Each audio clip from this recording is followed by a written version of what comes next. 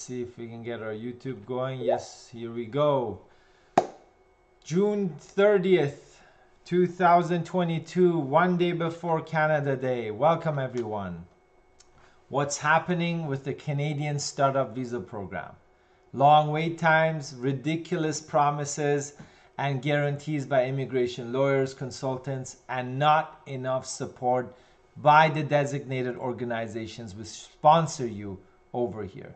Is there hope for applicants waiting for their work permits and PRs to be processed by the Canadian government? If you haven't applied yet, would it be a good time to apply under this specific program? How to differentiate yourself from the pack of fake applications clogging up the IRCC processing pipeline. Hello everyone, my name is Reza and I work with the Ingwe immigration team here in Canada. And today we'll be covering the latest updates from the Canadian Startup Visa Program. Lots of frustration, slow processing, as you may already know, and refused work permits while people are waiting to come to Canada to begin the startup process for their businesses. We're going to address questions right after our quick update on the Startup Visa Program. So if you are on YouTube, I can see your questions live. Good morning, good evening, good afternoon, depending on where you are. Before we jump into the latest insights and updates on the Canadian Startup Visa Program, please note that IRCC's policy is actually not to update or post anything for the public on what's going on internally in their processing policies and future plans for this program. The information we have put together for you in this live video is a compilation of facts collected from industry events, interviews, and one-on-one meetings with designated organizations, consultants, lawyers, federal court documents, and first-hand experiences from applicants like yourself who've already applied, are in the waiting process, or have already received correspondence letters from IRCC while their applications are under review. So let's get started with updates and insights into the Startup Visa Program for Canada. Let's talk about the work permit applications under this program. There are startup applicants who are receiving refusal letters when they apply for their work permit to enter Canada while their PRs are being processed. Why is that? It's not for everyone, but this applies to high refusal regions and startups which have no activity yet. What do I mean by activity, and why is IRCC refusing some of these startup visa work permit applications? The answer lies in the Immigration Refugee Protection Regulations, which states that a quote-unquote genuine job offer is required to apply for the work permit. IRCC officers are using this term and their own imagination to interpret this as the following. If there's no company registered, which can't really be the case because you need that for the employer compliance fee, and no activity for the company in Canada exists for the startup, then the fact is the job offer linked to the work permit application is not considered genuine. As well, the letter of support has to have the work permit option checked off as being essential for urgent business matters in Canada. If you don't have it already, ask your designated organization to update the letter of support, which is possible. Their logic is that unless the company, so the IRCC officer, unless the company exists, has funds, perhaps traction, staff, or other market development activities which are crucial, there's really no urgent requirement for the applicant to come to Canada on a work permit, and therefore the job offer is not genuine. As you may already know, when applying for a work permit under the Startup Visa Program, you need an LMI exemption code, which is issued under the A/7 code. An employer compliance fee of $230 has to be paid for this code while you apply for the Startup Visa work permit category. If you're not from a high refusal region, then this is not a major issue, and it's also possible from visa exempt countries to apply and pick up your work permit at the border, port of entry, so at the airport, if you still meet all the eligibility criteria for the Startup Visa work permit category. Okay? Processing time by the IRCC for the Startup Visa permit residency are posted right now, as of today, June 30th, 2022, 31 months. Take into consideration that the posted processing time by IRCC are based on historical data, not necessarily today's data. However, from the information we have from all applicants who we're in touch with, who applied before 2020, they have been processed. Anyone who applied from January 2020 onwards is still in process or in the final stages of being finalized, depending on when you applied in 2020, whether it was January, February, March, and so on. Right now, it looks like it will take 2.5 years minimum to process your PR application under the Startup Visa program. And the work permit application processing can take anywhere from 4 to 8 months, depending on the region you're living in, your residency, your nationality, the visa processing center you're dealing with. Obviously, it can be much sooner in certain regions, and then typically 4 to 8 months in other regions that we've seen. Each applicant's profile is different, hence processing times may vary. Here's the third update. Taking into consideration all the above, please note that nationals from Hong Kong, China, Vietnam, Dubai, and Iran are scrutinized in much more detail by IRCC for the Startup Visa program. And hence, therefore, you see more refusals and longer processing times compared to nationals from, let's say, Brazil, Europe, Central and South America. Applicants from India are also in better shape than these 5 nationalities that I just mentioned. In case you're monitoring the IRCC website, which lists all the approved designated organizations who are allowed to issue a letter of support for Startup Visa applicants, you'll notice there are more designated organizations being added this year onto this approved list. Yes, have a look at the site and you'll see new names which have been added recently. And the question is this contradictory to IRCC's policy? And one end, they're slowing down the processing. They don't really like the program. Why are they scrutinizing more applicants under this program and with this processing time, but yet approving more designated organizations such as incubators, angel investors, and VCs? The answer is that there's a major disconnect between IRCC departments internally. Half the time they don't even know what the other half of the departments and those government organization is doing.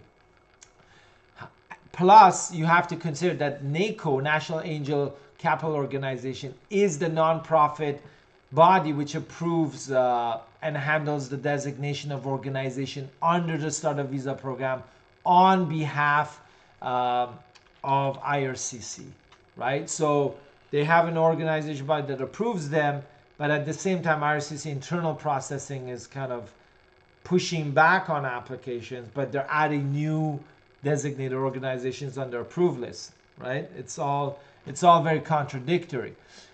Here's the 5th update. A lot of applicants have asked me lately about the peer review process under the Startup Visa program. Here's the insight we have collected about this process. It can take 2 to 3 different sessions or meetings between the peer review panel members, which are from the industry, right? Designated organization members, and the defending representative from, you, let's say, the startup group's representative. And each session can take anywhere 45 to an hour. After the final, and it can take 2 to 3 sessions. After the final report by the peer review panel is issued and sent back to the IRCC officer, the IRCC officer may not update the applicant on the final result of the peer review, and the end result will be known sooner or later, pretty much later. So if the peer review was positive, you might not know for 6 months or more on that final result. But if it's a refusal based on that peer review, you will probably receive it sooner. So it's a little bit of a limbo again. Applicants won't know until way later, in most cases, what that peer review result was. A successful peer review does not necessarily guarantee you a successful PR application under the Startup Visa program.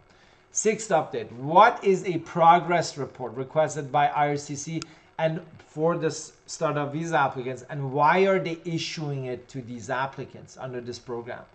This letter, which we have seen that has been started to be circulated in mid-2021, asks several questions of the startup applicants, all the group members, which do not have traction yet or have not submitted proof of it with their PR application. So they're usually just concepts.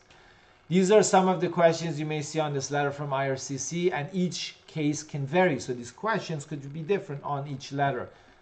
How do you know your group members? How did you come up with your startup idea? And what due diligence have you done to validate the concept? How do you, and please send us the latest progress report from your startup business. The first two questions are pretty straightforward and basic. The last question about the progress report is the most important piece of information they want. Why do they request this progress report? There are hundreds of fake startup visa applications, as I mentioned, who have no intention or means, expertise, or to run and operate their startup or to invest in it in Canada. This is both clogging up the IRCC processing pipeline for startup visa and undermining the integrity of the program and genuine applicants, potentially like yourself. In order to combat this, IRCC is asking for progress reports from startups they're suspicious of, especially for applicants from Middle East and Far East, to check if they meet the requirements and intentions before refusing them. Sometimes they're accompanied or followed by a procedural fairness letter, which is just a fancy legal term, which means they're ready to refuse you, but they're giving you one more chance to defend yourself in terms to make sure that they follow the legal procedures. The seventh update is many applicants have been complaining about the support they've been receiving by the designated organizations which have sponsored them through the letter, so such as the incubators, VCs, and angel investors. This is a fact, not a myth. Many incubators are fluff with no substance. Some are better than others, but more difficult to receive admission from the more difficult ones. The reality is that it is 100% for-profit business stream, and 90% of designated organizations are finding ways to make money off this program and cutting costs by minimizing support they provide to the startups that they've sponsored. Readers, be aware that not all designated organizations are created equal. Obviously, this is not the case for everyone or all organizations, but it is becoming a common theme throughout this program. So here's another discussion point. Why are immigration firms, business consultants, agents, lawyers, guaranteeing, even travel agents, wow, crazy, guaranteeing successful PR applications under the startup visa program? Well, why is it that the first business immigration program all agencies are offering potential applicants is the startup visa program in Canada? Let's think about it a little bit. What is the genuine underlying reason for this? Don't think too hard. It's the money. The amount of money that is charged is the most profitable immigration program for all these lawyers, consultants, and agents, especially for applicants who do not have a real startup or an innovative startup business or concept that they want to implement themselves. If you're a real startup, then you will be working with genuine consultants and firms which will not overcharge you, similar to Ingwe Canada. Considering all the above, all these points that we discussed today, would I recommend anyone to apply for the Canadian Startup Visa program today? My answer is yes, only under the following conditions. You have an existing startup which is near early revenue stage or about to enter that stage over the next 6 to 12 months, or have serious backing by VCs or other potential serious investor, third parties. You would like to come to Canada on a work permit and invest and run your startup business. So actually investing and starting that business. This activity is important for you while you're inside of Canada, but whether the PR takes 2.5 or 3 years, while you're doing this business in Canada, this startup, you don't mind that. And the third point is when IRCC requests a progress report from you, you have enough revenue at that point, traction, and investment into the business to make sure it's a no-brainer that this is truly genuine. Under these conditions, I would say yes to choosing and applying under the startup visa program. if you don't meet all these three conditions, or if you have an existing business and it's not innovative, scalable, or have economic benefit, I would 100% say no. Or if you don't have the intention of implementing and investing in this business, then don't apply under the startup visa program. But consider the other federal and provincial investment in business immigration streams, which can lead you to a PR within 2 years without all these doubts, hassles, delays that the startup visa program has, while you enter Canada in less than 6 months with a work permit and start on whatever business. It could be a restaurant, it could be anything, right? It doesn't have to be a startup visa business that has to be innovative. It could be a branch office, it could be a joint venture, it could be an existing business equity purchase, right? Stay tuned for another upcoming video on our YouTube channel about the startup visa programs for Canada. More insights to share at that time. For the latest updates on new immigration programs, policies, and updates, you can subscribe to our YouTube channel or follow us on LinkedIn, Instagram, and Facebook. If you're deciding on applying for Canadian, UK, Portugal startup visa program, you will need proper advice and guidance to avoid falling into an immigration trap. That's our specialty here in Ingwe Immigration.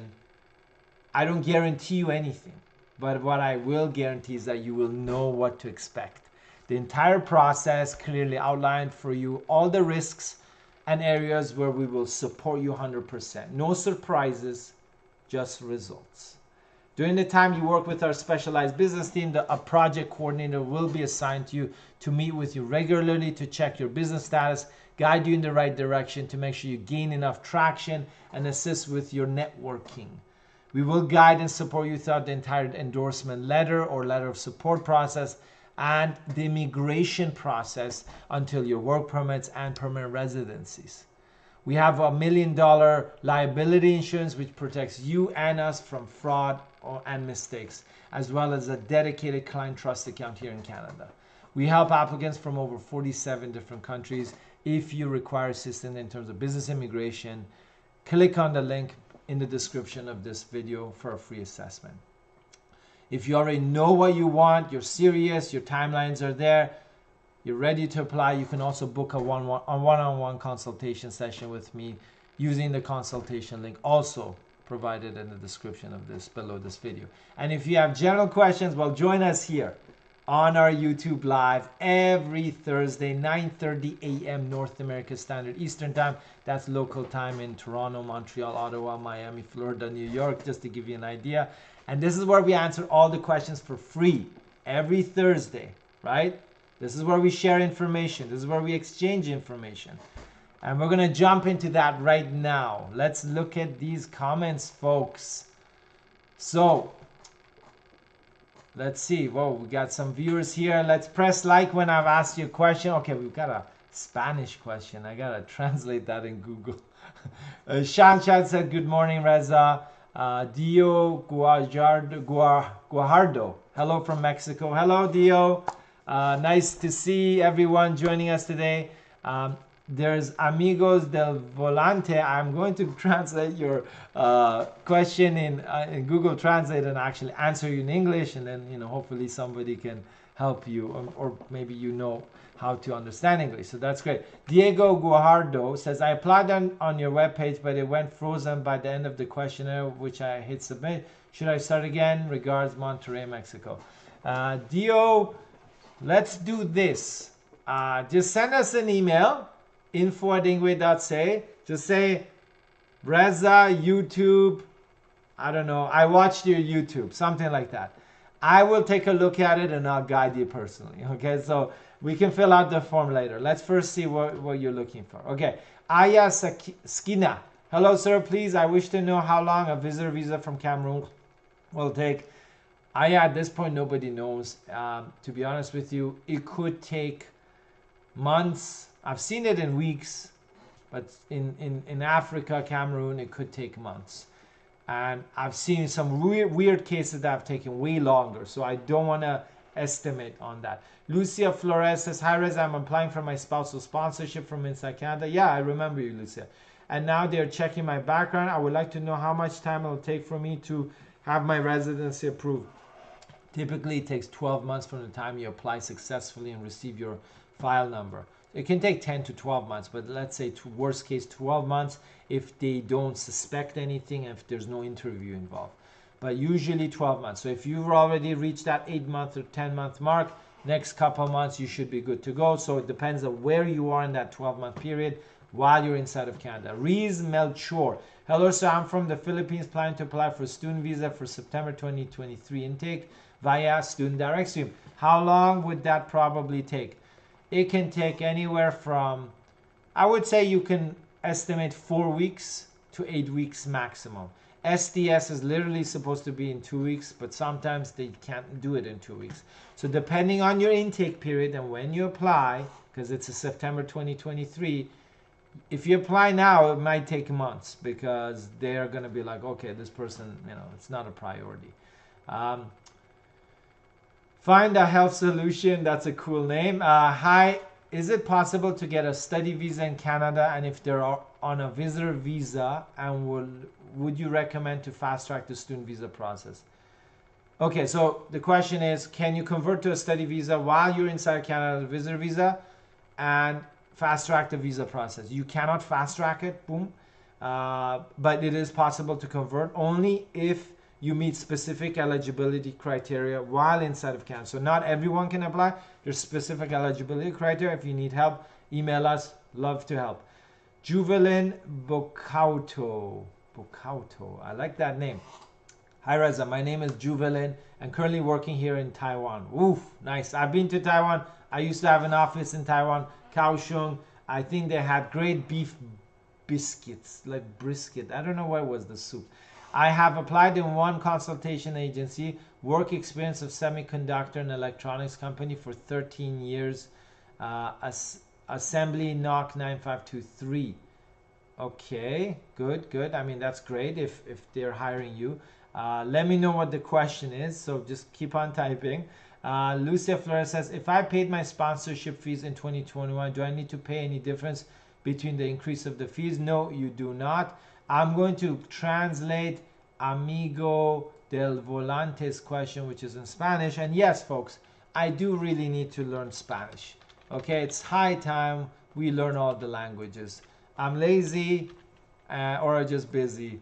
Okay, greetings from Ecuador. Great. My son has a double degree, a degree in university academic, bachelor's degree in pedagogy, of which I will do the evaluation with credentials with WES. Okay, a double degree. Well, it's one degree, probably.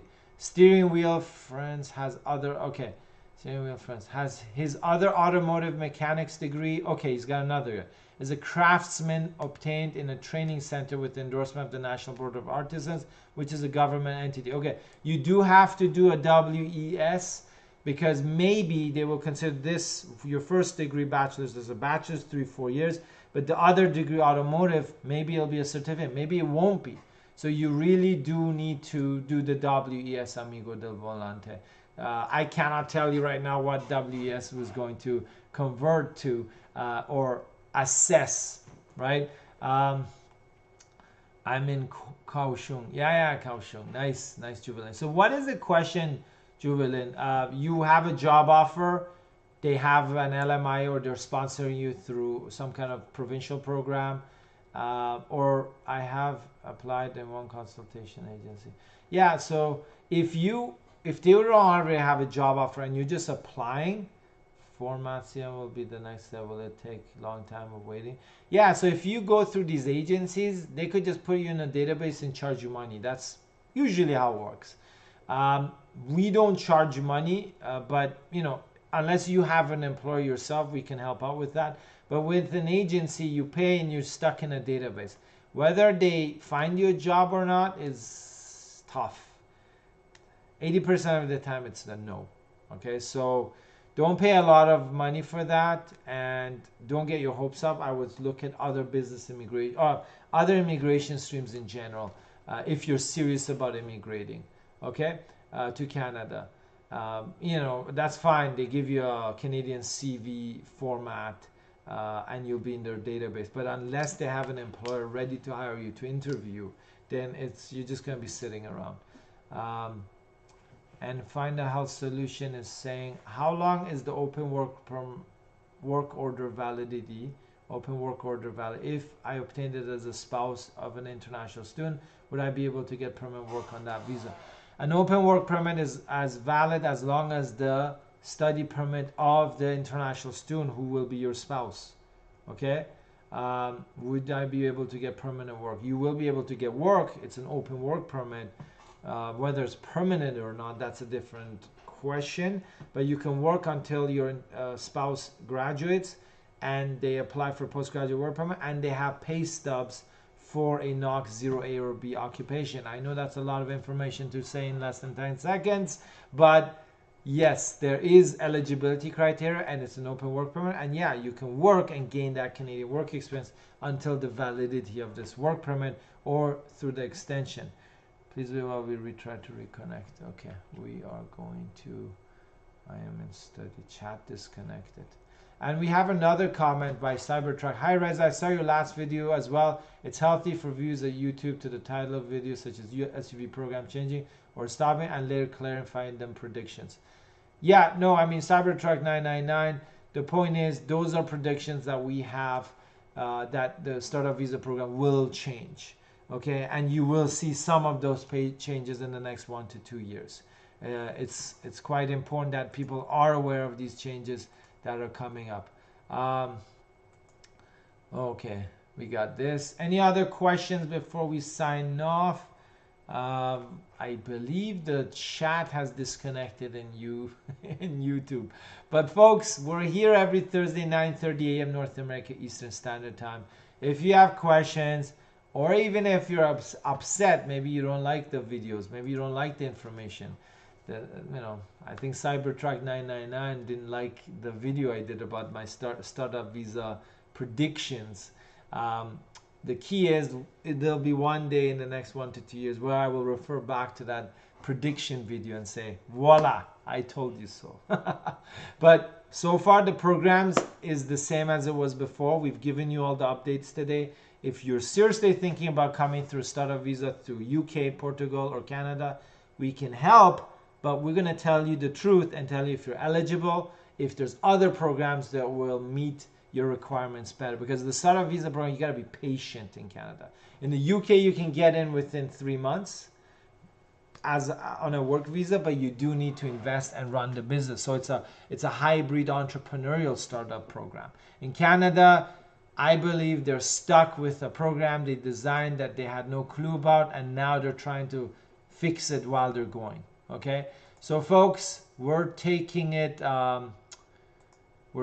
off today. It's great connecting with you. Unfortunately, YouTube chat disconnected. I have no clue why. You can complain to Google about that, and we will see you next Thursday at 9:30 a.m. It was lovely seeing everyone today, and we'll be back